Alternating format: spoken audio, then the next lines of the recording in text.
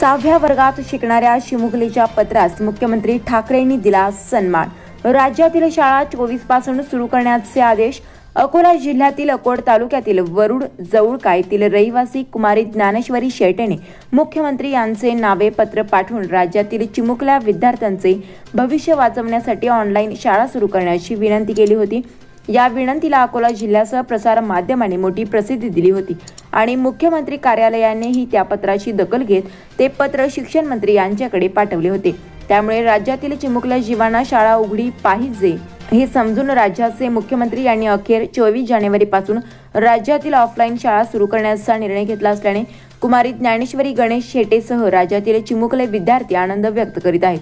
कुमारी ज्ञानेश्वरी शेटेने मुख्यमंत्री यांचे नावे पाठवलेले ते पत्र राज्याचे मुख्यमंत्री कार्यालयात पोहोचले असून ते पत्र शालेय शिक्षण विभागात पाठवण्यात आले असल्याचे उत्तर कुमारी ज्ञानेश्वरी शेटेला ईमेलवर प्राप्त झाले होते। कुमारी ज्ञानेश्वरी शेटे हिने शाळा ऑफलाईन चालू करण्याकरिता मुख्यमंत्री महाराष्ट्र यांना ईमेलद्वारे पत्र पाठवले होते। ते पत्र मुख्यमंत्री कार्यालयात प्राप्त झाले असून शालेय शिक्षण विभागात पाठवण्यात आले असे उत्तर मुख्यमंत्री कार्यालयातून प्राप्त झाले आहे। त्यामुळे शिक्षण विभागाने ऑफलाईन शाळा सुरू करण्याचा निर्णय जाहीर केला आहे।